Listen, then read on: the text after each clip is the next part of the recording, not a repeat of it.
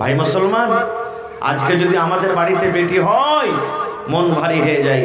কত ভাই আছে বেবি হসপিটালে আছে, বেবি হসপিটালে বাচ্চা হতে গেছে, শুনেছে যে আমার বহুর কিংবা আমার স্ত্রীর পেট থেকে বেটি হয়েছে। ওই স্ত্রীটাকে ভালো করে আর গল্প করবে না, ওই স্ত্রীটাকে বাড়িতে নিয়ে আসবে না, ওকে ভালো মতন খেতে দিবে না, পিনতে দিবে না, কথাতে কথাতে তোকঝোক করবে। শাশুড়ি আছে ওদিক থেকে ঘোঁচা মারবে, ননদেরা ঘোঁচা মারবে, যা জ্যাঠানি ঘোঁচা মারবে, পড়োশি ঘোঁচা মারবে, আর বলবে এ বেটি বিয়ানি লিসি লাগানি, তুই বেটার মুখ দেখতে পাবি রে মাগি, আল্লাহ তোকে কোনোদিন জীবনে বেটি দিয়ে বেটা দিবে না। এরকম ভাবে তাকে তানা দিয়ে দিয়ে কথা বলবে, বলে না বলে না? আল্লাহ তাবারাক ওয়া তাআলা কোরআনে বলেন, ওয়া ইযা বুশিরা আহাদুহুম বিল উনসা যাল্লা ওয়াজহুহু মুসওয়াদ্দান ওয়া হুয়া কাযীম। আল্লাহ রাব্বুল আলামিন 1400-1450 বছর আগেকার ঘটনা, মক্কাতে যে ঘটনাটা হতো, আল্লাহ রাব্বুল আলামিন বলেন ওই মক্কা নগরে কোন মানুষ, সব মানুষই কোন মানুষ যখন সে কানে শুনতো আমার বেবের পেট থেকে বেটি হয়েছে, বেটা হয়নি, ওরে আল্লাহ রাব্বুল আলামিন বলেন দুনিয়ার মানুষ রে, ওই পেটের বাপ লজ্জার কারণে, শরমের কারণে নিজের মুখখানটাকে ঢেকে ঢেকে ঢেকে হাঁটতো। লজ্জার কারণে কোনো মানুষের পাঞ্জরে বসত না, লজ্জার কারণে মুখ কালো হয়ে যায়। এই মনে মনে চিন্তা করতো, আয় আল্লাহ কেন তুমি আমাকে বেটি দিলা, আল্লাহ কেন তুমি আমাকে বেটা দিলে না, আল্লাহ যে কে আমাকে শ্বশুর বলবি, আমি কাকে জামাই বলবো, এ রব্বুল আলামিন কেন তুমি আল্লাহ আমাকে বেটে দিলে, কেন বেটা দিলে না? এই লজ্জার কারণে, শরমের কারণে ওরে আল্লাহ লোকটা ভালোভাবে বাড়ি থেকে বের হইতো না, দোস্ত বন্ধুদের পাঞ্জরে বসত না। লোকেরা যখন সেই রাস্তা দিয়ে হাঁটতো, লোকেরা তাকে তানা দিয়ে দেখে দেখে বলতো, দেখ রে এটা আব্দুল্লাহ চলে যায় বেটির বাপ, এরে এটা হালিম চলে যায় বেটির বাপ, এটা বেটির বাপ চলে যায়। এরকম ভাবে লোকেরা ঘোঁচা দিয়ে দিয়ে কথা বলতো, আর মনে করত, লজ্জা মনে করত বেটি বাড়িতে জন্ম নিতে গেলে। ইমাম বাকাবি রহমতুল্লাহ আলাইহি বলেন, বেটির বয়স যখন 5 বছর 6 বছর 7 বছর যখন হইতো, তখন একটা কোদাল নিয়ে নিত, কাউ কি জানে তখন না, ওই বাপ একটা কোদাল নিয়ে চলে যেতেন মাঠে, একবারে জঙ্গলে ময়দানে চলে যেতেন, আর যাওয়ার পর একটা খাল করত, গর্ত করত, খাল করে বাড়ির ভিতরে চলে আসতো। আসা পর তখন বিবিকে বলতো, এ হালেমার মা, জায়েদার মা, জামিলার মা, শুন, কই আমার হালেমা জায়েদা কই? বলছে মনে হয় বাড়িতে আছে বা খেলছে বা কিছু হচ্ছে। কি স্বামী, কি কথা? এবার সে বাপ বলতো, বিবি রে আমার হালেমাকে তুমি সুন্দর করে নতুন সাজা দাও, আমার হালেমাকে তুমি তেল গোসল দিয়ে দাও, আমার হালেমাকে নতুন জামা কাপড় দিয়ে দাও। কারণ আরবের মেলা কেমন হয়, আরবের মেলা কেমন হয়, আরবের বাজার কেমন লাগে, জীবনে কোনোদিন আমার কলেজার টুকরা হালেমা জায়েদা খালেদা দেখেনি। তুমি সুন্দর করে নতুন সাজিয়ে আমাকে দিয়ে দাও, আমি তাকে মেলা বাজার ঘুরতে আমি নিয়ে যাব। বিবিকে বলতেন এরকম ভাবে। বিবি তো জানে না আমার স্বামী কোন মেলা তাকে ঘুরতে নিয়ে যাবে, কোন বাজারে নিয়ে যাবে। ওরে সুবহানাল্লাহ, মা কিন্তু খুব খুশি, যাই আমার বেটির পরে মনে হয় তার আব্বার মায়া হয়েছে, আর মনে হয় তাকে মারবে না, কিচ্ছু বলবে না, আদর করবে। মেলা ঘুরতে, বাজার ঘুরতে যখন নিয়ে যেতে চেয়েছে, এর মানে আমার স্বামী আমার বেটিকে কত আদর করবে। ওরে সুবহানাল্লাহ, মা কিন্তু জানে না কোন মেলা ঘুরতে নিয়ে যাবে, কোন বাজার ঘুরতে নিয়ে যাবে। মা সুন্দর করে মেয়েকে গোসল দিয়ে, নতুন জামা কাপড় দিয়ে, তেল কাজল দিয়ে আব্বার হাতে তুলে দিতেন। ইমাম বাকাবি রহমাতুল্লাহ আলাইহি বলেন, হাত খান ধরে হাঁটতে হাঁটতে হাঁটতে হাঁটতে ওই জঙ্গলে বা ওই ময়দানের দিকে চলে যেতেন, যে জায়গাতে বেটেকে দফন করব বলে গর্ত করে এসেছিলেন। চলে যেতেন ওই জায়গাতে যেখানে গর্ত করে এসেছিলেন। এবার হাঁটতে হাঁটতে, যখন হাঁটতে হাঁটতে গর্তর পাঞ্জরে পৌঁছে যাওয়া, এবার বেটি বলতো, আব্বা গো এইখানে কোনো বাড়ি নাই, কোনো দোকান নাই, কোনো মানুষজন কিছু নাই, কোথায় আপনি আমাকে নিয়ে যাবেন? আব্বা বলতো, বেটি রে এই মাঠের পর, এই ময়দানের পর একটা সুন্দর মার্কেট আছে, বাজার আছে রে, কলেজার টুকরা, সেই বাজারে তোমাকে নিয়ে যাব। হাই রে মাসুম বাচ্চি, ও তো জানে না কোন মেলা আমার আব্বা জান আমাকে নিয়ে যাবে। এবার হাঁটতে হাঁটতে ওই খালের পাঞ্জরে, গর্তর পাঞ্জরে যখন পৌঁছে যায়, এবার আব্বা জান বেটিকে বলে, হালে বাড়ি এ আমার জায়দা খালেদা, তুমি একটু নিজের মুড়িটাকে বাড়িয়ে দেখো রে মা, খালটা কত বড়। তুমি নিজের চোখটা বাড়িয়ে দেখো রে মা, খালটা কত বড় রে। সুবহানাল্লাহ। যেমনই কলেজের টুকরা নিজের মাথা কানটাকে বাড়িয়ে যেমন গর্তর দিকে তাকা, আব্বাজান পিছন থেকে হঠাৎ করে এমন জোর করে তাকে একটা ধাক্কা দিল। ধাক্কা দেওয়ার সাথে সাথে কলেজার টুকরা মেয়ে কিন্তু খালে পড়ে যায়। যেমনই খালে পড়ে গেল, এবার খালে পড়ে তখন বলছে, আব্বা গো তুমি কেন আমাকে গর্ততে ধাক্কা দিলে? আব্বা গো কি অপরাধ করেছি, কি আমি দোষ করেছি তুমি আমাকে গর্ততে ফেলে দিলে? আব্বা বলতো, বেটি রে, জীবনের মতো তুমি আজকে আমাকে আব্বা আব্বা বলে ডেকে নাও, জীবনের মতো মাকে মা মা মা মা বলে ডেকে নাও, জীবনের মতো তুমি মাথার উপরে আকাশটাকে দেখে নাও। আজকের পর তুমি আমাকে আব্বার বলে ডাকতে পাবে না, মাকে মা মা বলে তো ডাকতে পাবে না, কারণ তোমাকে আজকে আমি এই মাটির ভিতরে, এই গর্তর ভিতরে তোমাকে আমি দফন করে চলে যাব। বেটি যখন কথাটা শুনতো, বেটি কাঁদছে, চোখ দিয়ে পানি ঝরছে, আর বলছে, আব্বা গো আমি কি অপরাধ করেছি গো আব্বা, আপনি আমার হায়াতটাকে শেষ করে দিবেন? আমি কি জুলুম করেছি আপনার উপরে, কি আমি ক্ষতি করেছি, আপনি আমাকে দফন করে চলে যাবেন? বলছে, বেটি রে, যেদিন থেকে তুই দুনিয়াতে এসেছিস রে মা, আমি লজ্জার কারণে বাড়িতে আমি থাকতে পারি না, গ্রামে আমি হাঁটতে পারি না, আমি 10 বন্ধুর সামনে আমি বসতে পারি না। যদি আমি গ্রামে হেঁটে যাই, লোকরা আমাকে টানা দিয়ে দিয়ে, ঘুচা দিয়ে দিয়ে কথা বলে। এই জন্য তোমাকে আর দুনিয়াতে আমি থাকবো না, তোমাকে আমি এই গর্তর ভিতরে, খালের ভিতরে তোমাকে দফন করে চলে যাব। ইমাম বাগাবী রাহমাতুল্লাহ আলাইহি বলেন, ওরে সুবহানাল্লাহ। ওই কলেজার টুকরা বলতো, আব্বা গো জীবনে কোনোদিন আপনার বাড়ি আর ঘুরে যাব না, মাকে মা মা মা বলে আর ডাকবো না, আপনাকে আব্বা বলে আর ডাকবো না। আমার 2 চোখ যেদিকে যাবে আমি চলে যাব, জীবনটা কাটিয়ে দেব। আমি আপনার বাড়িতে ঘুরে যাব না, আমি আমার কারণে যদি আপনি লজ্জা পান, আমি আপনার বাড়িতে যাব না। যেদিকে আমার চোখ যাবে আমি চলে যাব, কিন্তু দয়া করে আব্বা তুমি আমাকে গর্ত থেকে উঠাইয়া নাও। এরকম ভাবে মেয়ে খালে পড়ে পড়ে, গর্ততে পড়ে পড়ে কাঁদতে থাকতো। আরে আব্বা জান একটাও কথা না বলে ওই জিন্দা জীবিত বেটিকে ওই খালের ভিতরে, গর্তের ভিতরে দফন করে বাড়িতে চলে যেত। নবী যখন আমার শুনলেন মানুষরা নিজের বেটিকে এরকম ভাবে দফন করে, নবী যখন আমার শুনলেন মানুষরা নিজের বেটিকে জিন্দা দফন করে জমিনে পুঁতে চলে আসে, আল্লাহ রাসূল বলেছেন, হে বেটির বাবা তোমরা শোনো রে, আজকে যত পিন্ডালে আছেন, কত মানুষের বেটি আছে বাড়িতে, কোন মানুষের একটা আছে, কোন মানুষের 2টা আছে, কোন মানুষের 5টা আছে, এরকম করে করে পাড়ায় মানুষের বেটি আছে।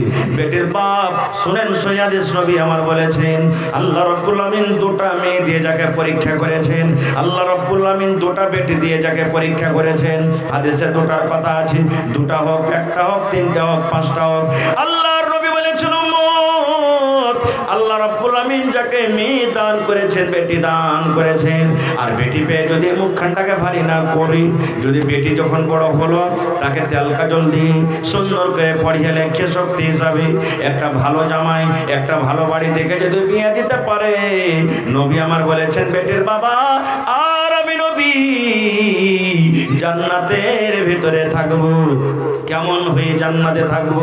নবী আমার 2টা মঙ্গল, 2টা লোককে ইশারা করে বলছেন, হে বেটির বাপ তোমরা শোনো রে, এই 2টা লোক যেমন পাশাপাশি হয়ে আছে, আমি নবী আর ওই বেটির বাবা জান্নাতের ভিতরে পাশাপাশি হয়ে থাকবো। নারে তাকবীর, সুবহানাল্লাহ। তাহলে দেখেন যে জিনিসটাকে আমরা সস্তা মনে করি, যার মান সম্মান আমরা দিনে, নবী বলেছেন ওই বেটির বাপ আর আমি নবী জান্নাতে পাশাপাশি থাকবো। কত পাশাপাশি থাকবো? যেমন এই 2টা লোক পাশাপাশি আছে, আমি নবী আর ওই বেটির বাবা জান্নাতে একবারে পাশাপাশি থাকবো। তাহলে মন ভারী করবে না? জোরে বলেন মন ভারী করবেন।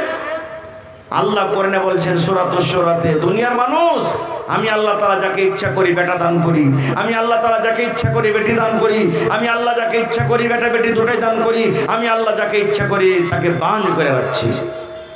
এরকম দুনিয়াতে মানুষ আছে 7টা 8টা 10টা বেটা হয়ে গেছে, এই মনে হয় বেটি হবে, এই মনে হয় বেটি হবে, এই মনে হয় বেটি হবে, কিন্তু একটা বেটি নেই, শুধু বেটা। এরকম আছে না নাই? দুনিয়াতে কত মানুষ আছে আল্লাহ তাবারক ওয়া তাআলা তাকে শুধু বেটি দিয়েছেন, আর কত মনে আশা, এই মনে হয় বেটা হবে, এই মনে হয় বেটা হবে, এই মনে হয় বেটা হবে, কিন্তু বেটা নয়, শুধু বেটি হয়ে যায়। কত মানুষ দুনিয়াতে এমন আছে যে আল্লাহ তাআলা বেটা বেটি দুটোই দান করেছেন। কত মানুষ এমন আছে কত ওষুধ পানি কত কি করে শেষ করলো, কিন্তু একটাও সন্তান হলো না গো, আল্লাহ তাকে বাঁধ করে রাখলেন। আর যদি কোনো বিচার সালিসে বসে যদি তার মুখে কোনো কথা বার হয়, আমরা কি বলি? শালা তোর ময়া দয়া নাইবে তোর বুকে বে, তুই একবারই ৭২ দিন হইলে গেলে শালা আল্লাহ তোকে কোনো বেটা বেটি দেয়নি, তুই সোহাগাদর জানিস না তুই। এই কথাটাই আমরা বলবো। ভাইরে, আমার কাছে একটা বই আছে সুনহেরি আওরাক, ওতে লিখছেন আব্দুল মালিক মুজাহিদ মুসান্নিফ বইয়ের, উনি লিখছেন একটা ঘটনা যে আল্লাহ তাবারক ওয়া তাআলা যে মানুষকে জান্নাত দিবেন, তো জান্নাতের ভিতরে 8টা দরজা আছে। কয়টা দরজা? কথা বলেন, কয়টা দরজা আছে? আর আল্লাহ তাআলা জাহান্নামে যে মানুষকে দিবে, তো জাহান্নামে যাওয়ার জন্য 7টা দরজা আছে। কয়টা দরজা? 7। তো জান্নাতের দরজা বেশি না জাহান্নামের দরজা বেশি? কথা বলেন। জান্নাতের দরজা বেশি, জাহান্নামের দুয়ার 7টা। এবার একটা লোক ছিল, ওর প্রথমে একটা বেটি হলো, মনে মনে ভাবলো মনে হয় বেকার বেটা হবে, কিন্তু না, আবার বেটি হলো।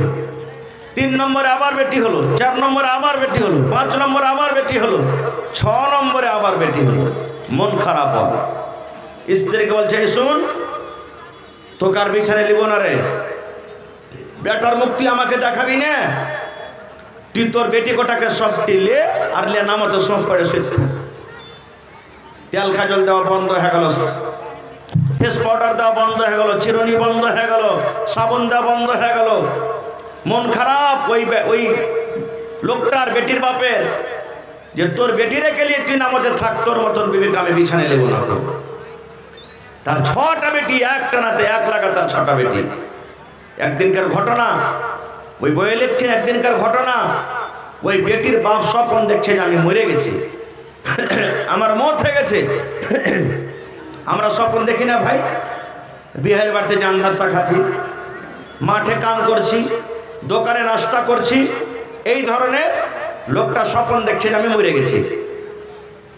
এবার মনে মনে বলছে, আরে ঠিকই আমি মরে গেছি নাকি। একটু পর তখন দেখছে একটা লোক তার কাছে চলে এসছে, আসা পর তোমরা হাত খানটাকে ধরে টানছে, চলো। বেটির বাপ বলছে, তুমি আমাকে কোথায় নিয়ে যাবে?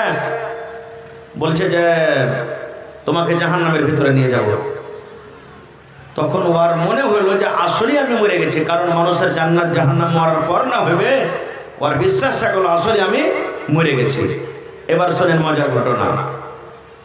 ওরে সুবহানাল্লাহ, এবার লোকটাকে জাহান্নামের ফেরেশতা যখন হাত কান ধরে টানতে টানতে টানতে জাহান্নামের প্রথম গেট, প্রথম দুয়ারের দিকে নিয়ে যেতে শুরু করেছেন, ওই লোকটার 6টা বেটি, বড় বেটি দৌড়াতে দৌড়াতে দৌড়াতে দৌড়াতে দৌড়াতে দৌড়াতে এরকম ভাবে জাহান্নামের প্রথম গেটের সামনে হাত বাড়িয়ে দাঁড় হয়ে গেছে।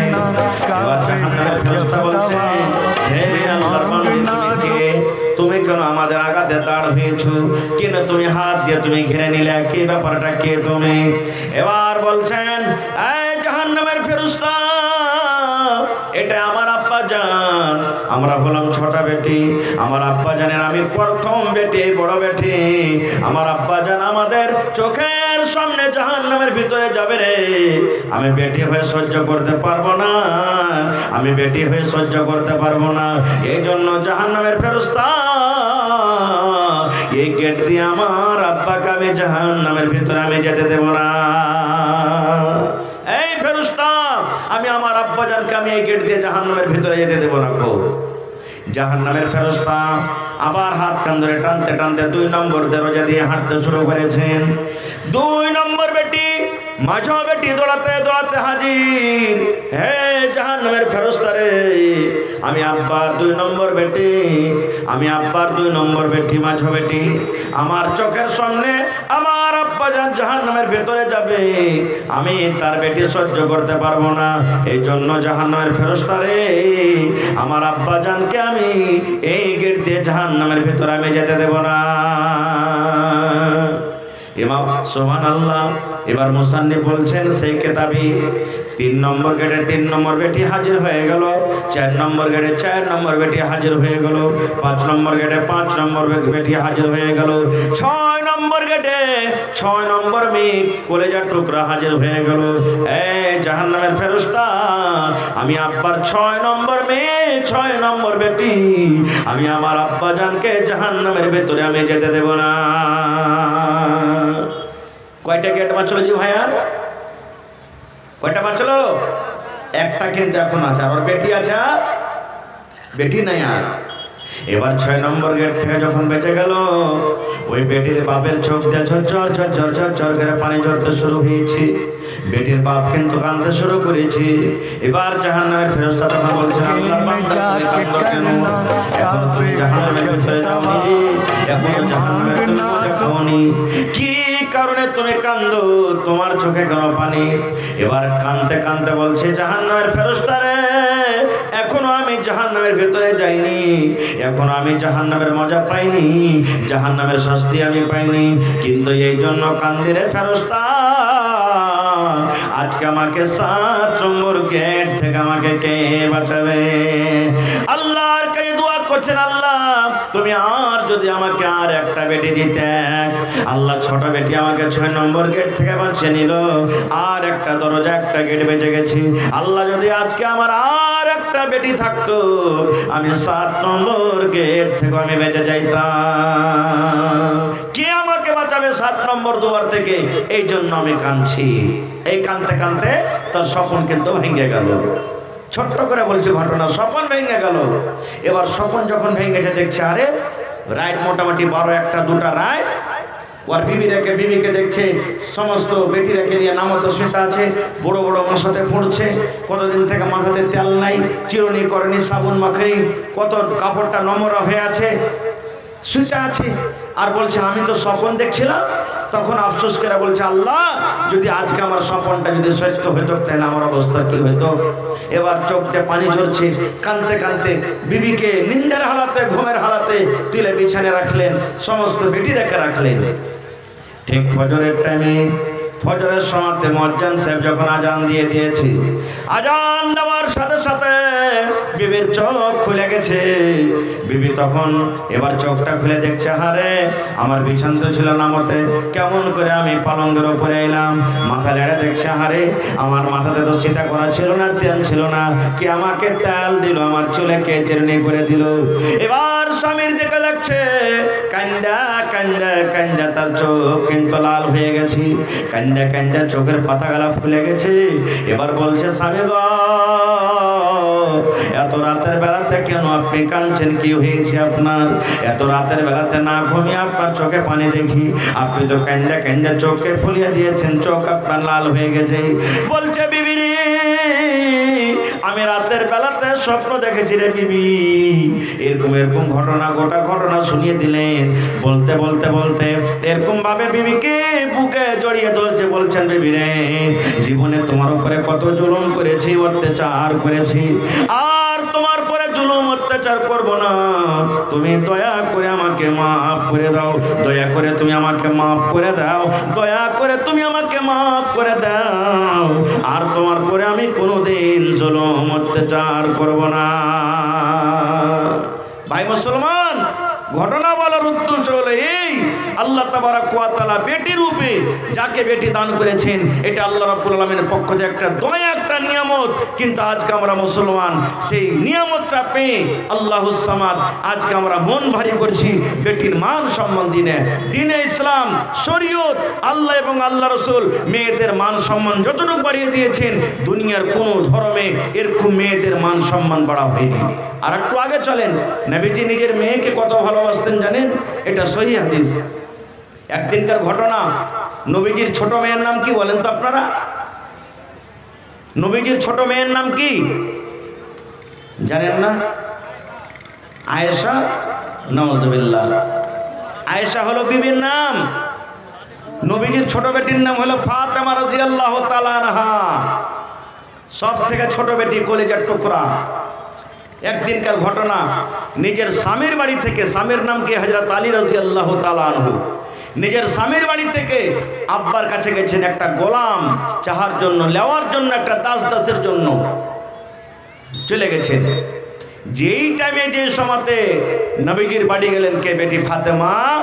ওই টাইমে কিন্তু নবীজি বাড়িতে নেই, কোনো কামে কাজে বা দাওয়াতের তাবলীগের কামে গেছেন। মা ফাতেমা জিজ্ঞাসা করছেন কাকে? নিজের মা, এটা সতার মা আয়েশা রাদিয়াল্লাহু তাআলা আনহাকে, যে মা আব্বাজান বাড়িতে নেই। বলছেন না রে বেটি, তোমার আব্বাজান দাওয়াতের কামে, তাবলীগের কামে গেছে। কি খবর, কি কথা নিয়ে এসেছো বলো? বলছে না, আব্বা থাকলে কিন্তু বলতাম, যে কেউ আবার কোনো সময়তে বলবো। বলছে বলো না, তোমার আব্বা আসবে তখন আমি বলে দেব। মা আয়েশা বলছেন যে তোমার আব্বা আসবে তখন বলে দেব, কি কথা বলো? বলছে না, পরে বলবো। আর বললেন না, চলে গেলেন নিজের বাড়ি। দেখেন, এই আমার মায়েরা, খালারা, যারা পর্দাতে আছেন, পিন্ডালে বসে আছেন, শোনেন। আব্বার বাড়ি গেলেন ফাতেমা আব্বার সাথে দেখা করার জন্য, নবীর সাথে দেখা করার জন্য। দেখা হলো না। এটা বললেন না যাচ্ছে 1 ঘন্টা থেকে যাই, 2 ঘন্টা থেকে যাই, এই বেলাখান থেকে যাই, আব্বা আসবে তখন দেখা করে যাব না। তখনই আবার নিজের স্বামীর বাড়ি চলে গেলেন হাইটে, যে কে জানি আমার আব্বা যদি, আমার স্বামী যদি আমাকে খুঁজে, আমাকে যদি বিছানার দিকে ডাকে, আমার যদি কোনো দরকার থাকে, খাইতে লাগে না, আমার স্বামী যদি আমাকে না দেখতে পেলে হয়তো নারাজ হয়ে যাবে। তখনই আবার চলে গেলেন বাড়িতে। কিন্তু আজকে মা খালার অবস্থা কি জানেন? যদি নিজের স্বামীকে বলে, আব্দুল্লাহর মা, আব্দুল্লাহর বাপ, এ হালেমার বাপ, আমি একটু আমার ভাইকে দেখে আসছি, আমি মাকে দেখে আসছি, আব্বাকে দেখে আসছি, যাবো আর আসবো। ও যদি খালি চলে যায় 1 ঘন্টা বলে, তো গোটাই দিন থেকে আসবে। 1 দিন বলে যায় তো 5 দিন ওর হবে। হবে কি হবে না? নিজের স্বামী কি জিনিস সে বুঝবে না। মা ফাতেমা বলছেন না, আমি চলে যাব। চলে গেলেন নবী আমার। আহা হা হা, সন্ধ্যাবেলাতে এলেন বাড়ি। মা আয়েশা বলছেন, নবীজি আর জানেন? বলছে কি হয়েছে? বলছে ফাতেমা দেখা করতে এসেছিল আপনার সাথে। আমি জিজ্ঞাসা করলাম কিন্তু আমাকে বলেনি। ওরে সুবহানাল্লাহ। আয় আমার এলাকার ভাইয়েরা শুনেন, নবীজি নিজের কলিজার টুকরাকে কত ভালোবাসতেন। ওরে আল্লাহ, যখন মা আয়েশা বলেন আপনার কলিজার টুকরা ফাতেমা আপনার সাথে দেখা করার জন্য এসেছিল, তখনই নবী বাড়িতে না থেমে, নবী আমার সেই টাইমে, রাতের বেলাতে নবী আমার বেটের সাথে দেখা করার জন্য চলে গেলেন। ওই টাইমে, ওই সময়তে এবার নবীজি তখনই কিন্তু বেটির সাথে দেখা করে চলে গেলেন। দরজাতে গিয়ে ইজাজত চাইছেন, অনুমতি চাইছেন, ফাতেমা, আলী তোমরা বাড়িতে আছো? ফাতেমা রাদিয়াল্লাহু তাআলা বলছেন, আমরা কিন্তু বিছানায় শুতে গেছি, চোখ বন্ধ হয়নি, জায়গা আছি, কিন্তু শুতে গেছি। এবার নবীর আওয়াজ পেয়ে ফাতেমা রাদিয়াল্লাহু তাআলা আনহা এবার তখন বিছানা থেকে ওঠার জন্য প্রস্তুত হয়ে গেছেন। আল্লাহ রাসূল বললেন, ফাতেমা, আমার জামাই আলী কই? বলছে আব্বা গো, আপনার জামাই আলী বিছানায় শুতে আছে। নবী আবার বলছেন, ফাতেমা তোমরা শুতে থাকো, আমি নবী তোমাদের ঘরের ভিতরে আমি আসছি। মা ফাতেমা বলেন, এবার আমার আব্বাজান ঘরে এলেন, আমি বিছানাতে একদিকে শুতে আছি, আমার স্বামী একদিকে বিছানায় শুতে আছেন। আল্লাহর নবী আমার আব্বাজান আমাদের দুজনের মধ্যখানে নবী আমার কিন্তু বসে গেলেন। বসে যাওয়ার পর তখন বলছেন, বেটি রে, আমি না শুনেছি তুমি আমার সাথে দেখা করার জন্য গেছিলে রে মা, কি তোমার দরকার রয়েছিল, কি কারণে তুমি আমার সাথে দেখা করতে গেছিলে রে মা? আমি এখন তোমার আব্বু হাজির হয়েছি, বলো রে মা, তুমি কি কারণে আমার সাথে দেখা করার জন্য গিয়েছিলে? এই আমার এলাকার ভাইয়েরা শোনেন, নবী আমার কত ভালোবাসতেন বেটিকে। যখনই নবী শুনলেন আমার বেটি আমার সাথে দেখা করার জন্য এসেছিল, নবীজি 1 সেকেন্ড আর বাড়িতে দাঁড়ালেন না, তখনই চলে গেলেন। যখন নবী বললেন, বেটি রে, কি কারণে তুমি আমার সাথে দেখা করার জন্য তুমি এসেছিলে রে মা? বলো তো? আমার মায়েরা, এবারে ফাতেমা নিজের হাত খানটাকে এরকম ভাবে কিন্তু দেখান, আব্বা গো এই যে দেখেন আপনি আমার হাত দেখেন, আব্বা আমার হাত দেখেন, আব্বা গো আমার হাতের দিকে দেখেন। আল্লাহর নবী যেমনই নিজের বেটির হাত দেখলেন, ওরে সুবহানাল্লাহ, হাতে কিন্তু বড় বড় বড় বড় ফোঁসা পড়ে গেছি, কত ফোঁসা সাদা হয়ে আছে, কত ফোঁসা কিন্তু গলে গলে গেছি, হাতটা রক্তে রক্তিত হয়ে আছে, লাহুলাহান হয়ে আছে, হাতে ফোঁসা পড়ে গেছে। এবার নবী তখন বলছেন, মারে তোমার হাতে কেন ফোঁসা পড়লো, তোমার হাতে কেন ফোঁসা পড়ে আছে? বলছে, আব্বা গো আপনার জামাইয়ের বাড়িতে কাম কাজ করে করে যাতা পিছে পিছে ইন্দারা থেকে পানি তুলে তুলে, কুয়া থেকে পানি তুলে তুলে আপনার এই আমার হাতে কিন্তু ফোঁসা পড়ে গেছো আব্বা। যাতা পিছে পিছি ইন্দারা থেকে কুয়া থেকে পানি তুলে তুলে স্বামীর বাড়িতে কাম কাজ করে করে আমার হাতে ফোঁসা পড়ে গেছে। সুবহানাল্লাহ। দেখেন নবীর বেটি নিজের স্বামীর বাড়িতে কাম কাজ করে করে হাতে ফোঁসা পড়ে গেছে। আজকে যদি আমরা হইতাম কি বলতাম, এই বেটি শুন, বিছান কথা যা ছেলে তো তুই ই কাঞ্জুসের বাড়িতে আর থাকতে হবে না, চল ইয়া তো কেনা বাড়িতে কাম করতে পারা যাবে না, খো তাড়াতাড়ি কেনা গড়িয়ে বেসারলে আর চল বাড়ি চলে যায়। আমার কোনো বহিন যদি মাকে ফোন করে, মা গে কোন বাড়িতে তুই বিয়ে দিলি গে মা, আর এই মিনসার ভাত খাইতে ভালো লাগে না গে মা, শুধু কাম কাজ করাইছে।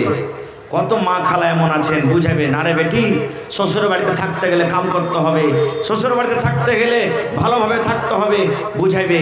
আর কত মা খালা এমন আছে, এক কাম কর না, তুই তো বেকার আয়, তুই তো বেকার আয়। এবার যেমনই চলে গেল তখন ফোন করে ডাকবে, হাজি আমাকে আনতে আসবে না, 5 দিন 7 দিন যখন আনতে আসবে না, বলছে যাবো।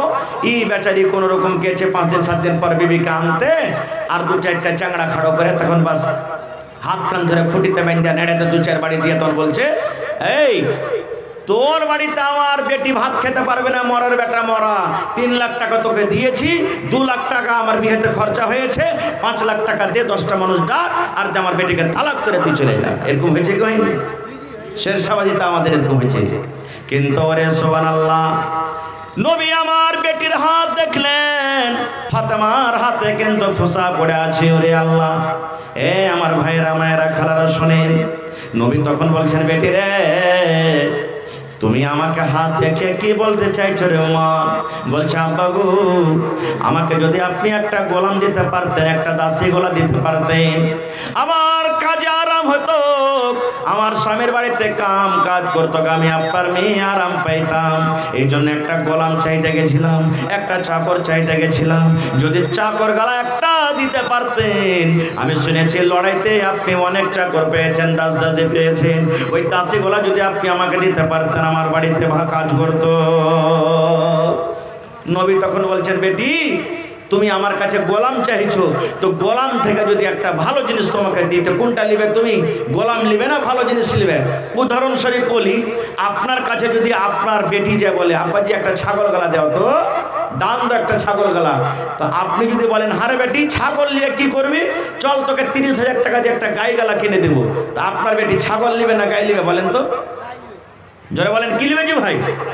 গাই নিবে। আমার নবী বলছেন, বেটি রে তুমি আমার কাছে গোলাম চাইছ রে মা, তাইলে গোলাম থেকে ভালো জিনিস দিলে তুমি সেটা নিবে কি নিবে না? মা ফাতেমা বললেন, আব্বা গো আমি গোলাম চেয়েছি, গোলাম থেকে যদি ভালো জিনিস আপনি আমাকে দেন, আমি সেই ভালো জিনিসটা নিব। ভালো জিনিস কি আমি পরে বলছি, কথাটাকে রেখে দিলাম।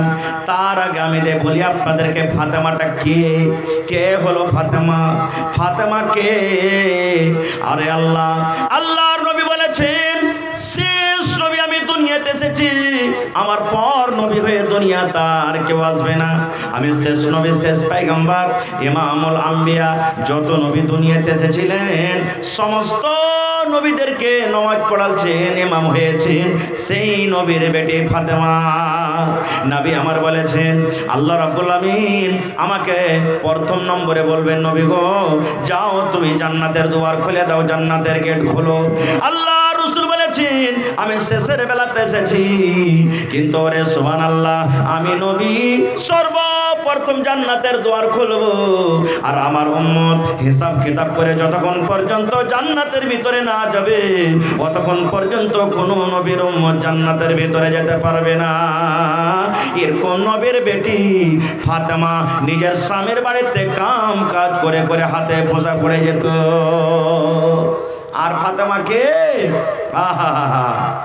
আল্লাহ রাসূল সাল্লাল্লাহু আলাইহি সাল্লাম 10 জন নবী 10 জন সাহাবীর নাম লিয়েছেন, যাকে আশরায়ে মুবাশশিরা বলা হয়। এই আব্দুর রহমান তুমি জান্নাতে যাইবে, এই সাদ তুমি জান্নাতে যাইবে, এই আবু বকর তুমি জান্নাতে যাইবে, হে উমর তুমি জান্নাতে যাইবে, হে সাঈদ তুমি জান্নাতে যাইবে। 10 জন সাহাবীদের নাম লিয়েছেন। তার মধ্যে একজন সাহাবী ছিলেন কে? আলী রাদিয়াল্লাহু তাআলা আনহু। নবী আমার বলেছেন, আলী তুমি জান্নাতে যাইবা। দুনিয়াতে তারা জান্নাতের খুশখবরি পেয়েছেন, দুনিয়াতে জান্নাতের সার্টিফিকেট পেয়েছেন। আলী তুমি জান্নাতে যাইবা। ওরে সুবহানাল্লাহ, এরকম জান্নাতি মানুষ যে দুনিয়াতে জান্নাতের সার্টিফিকেট পেয়েছেন, এরকম জান্নাতি মানুষের বিবি হলেন কে? ফাতেমা রাদিয়াল্লাহু তাআলা আনহা, যে নিজের স্বামীর বাড়িতে কাম কাজ করে হাতে ফোঁসা পড়ে যেত। আর কে? ফাতেমা। একদিনকার ঘটনা, নবীজি জিবরিল ফেরেশতার সাথে গল্প করছেন। তখন হাসান হোসেন ছোট বাচ্চা, 5-7 বছরকার বাচ্চা, 2-4 বছরকার বাচ্চা, হঠাৎ করে কাঁদতে কাঁদতে নবীর পাঞ্জরে বসে গেছেন। যাইয়া হযরত জিবরিল আর নবীজি একটুখানি দূরে গল্প করছেন, আর আল্লাহ রাসূল সাল্লাল্লাহু আলাইহি সাল্লামের নাতি হাসান এবং হুসাইন কাঁদছেন, কাঁদতে কাঁদতে নবীর পাঞ্জরে বসে গেছেন। এবার তখন জিবরিল ফেরেশতা বলছেন, নবী গো এটা কে? বলছে আমার নাতি। জিবরিল ফেরেশতা বলছেন, নবী গো আপনার নাতিকে আপনি কত ভালোবাসেন।